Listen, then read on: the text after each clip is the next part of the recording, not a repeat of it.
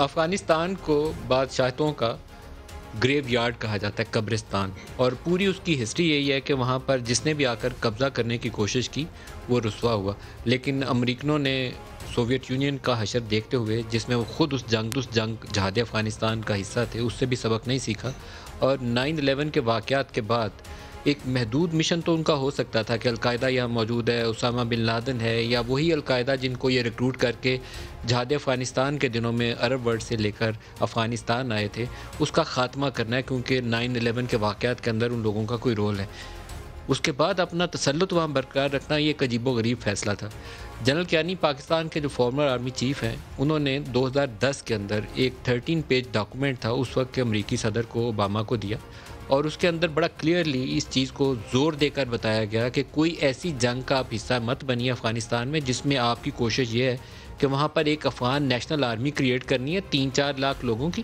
اور وہاں پر ایک ماڈرن قسم کی آرمی ہوگی جیسے کہ ویسٹرن دنیا میں موجود ہے۔ تو جنرل کیانی کی پوزیشن یہ تھی کہ جیسے ہی امریکہ افغانستان چھوڑ کے نکلے گا تو یہ جو افغان آرمی کا تصور آپ دے رہے ہیں یہ اسی دن ٹوٹ پھوٹ جائے گی، چھوٹی چھوٹی ملیشیاز بن جائیں گی، اپنے ان کی پاکٹس ہوں گی، اور وہاں پر یہ پیسہ بھتہ وصول کریں گے اور بندوق کے زور پہ اوپر لوگوں کو پریشان کریں گے، اور پورا خطہ ڈسٹیبلائز ہو جائے گا۔ ہمارا نیبر ہے، ہمسایہ ملک ہے، تو یہ چیلنج ہم فیس کریں گے، تو اپنا لمیٹڈ سکوپ رکھیے، اس سے زیادہ اپنے پاؤں اور اپنے پر مت پھیلائیے۔ جنرل کیانی کا ان کو پیغام تھا، یہ ڈاکومنٹڈ ہے، باقاعدہ دستیاب ہیں دستاویزات اس کے اوپر۔ لیکن اس کے اوپر امریکہ کا خیال یہ تھا کہ ہم نے تو افغان نیشنل آرمی کو ایسے ٹرین کیا ہے کہ یہ 70-75 ہزار جو طالبان ہیں ان کا مقابلہ کرنے کے لیے بڑی تگڑی ہوگی۔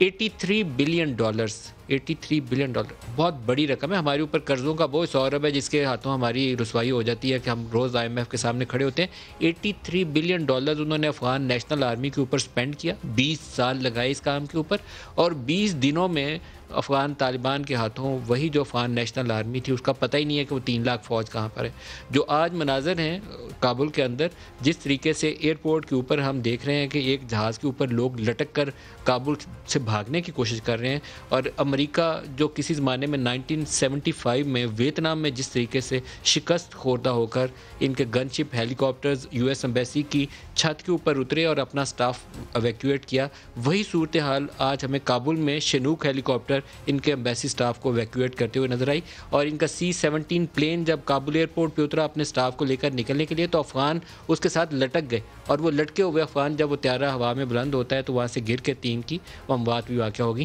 تو اس حالت میں شکست کھا کر وہاں پر امریکی فوج بھی اور نیٹو فورسز بھی نکلی ہیں۔ کیا یہ ہمارے لیے بہت بڑا خوشی کا موقع ہے؟ میں نہیں کہوں گا خوشی کا موقع ہے، کیونکہ پورے خطے میں ایک ایسی آگ لگا کر وہ چلے گئے ہیں جس کا اینڈ رزلٹ کیا ہے معلوم نہیں ہے۔ جتنے افغانوں کی جانیں گئیں، جن کی زندگیاں گئیں، اس کا ذمہ دار کون ہے؟ یہ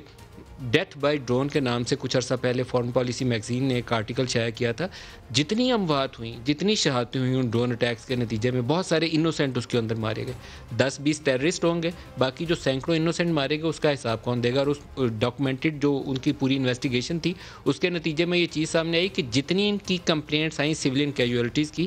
بیشتر معاملات میں کوئی پرہیپس اوور 90% سنگل وزٹ بھی نہیں کیا انویسٹیگیٹ کرنے کے لیے کہ وہاں کتنے سویلینس ہیں اور کس وجہ سے مارے گئے۔ بس انہوں نے کہہ دیا شکایت آئی تھی، انویسٹیگیٹ ہوگی، chapter close, on ground on location single visit بھی نہیں کیا۔ اس طریقے سے افغانوں کو مارا گیا، اس کا ذمہ دار کون ہے؟ یہ بہت سارے ایسے سوالات ہیں جو امریکہ کو، شاید دنیا کو آئندہ کئی سال تک دینے پڑیں گے۔ ویتنام کی جنگ کے بعد یہ دوسرا ایسا موقع ہے کہ جہاں آپ لاکھوں لوگوں کو مار کے چلے گئے اور جو آبجیکٹو تھا کلیئر نہیں ہے۔ اس میں امریکی فوج کی اور نیٹو فورسز کی بھی وہاں پر بہت سارا، ان کے جو فوج یہاں موجود تھی ان کی بھی ہلاکتیں ہوئی ہوں گی، تو وہ کس لیے انہوں نے جانے دی؟ کیا ان کو معلوم ہے کہ وہ کس لیے انہوں نے جانے دی؟ 20 سال کی اس جنگ میں جہاں آپ 2000 ارب ڈالر لگا کر اور پتہ نہیں کئی جانیں گنوا کر جا رہے ہیں، کس کام کے لیے؟ حاصل کیا کیا آپ نے؟ اور اس خطے میں جو آ گیا وہ ابھی باقی ہے۔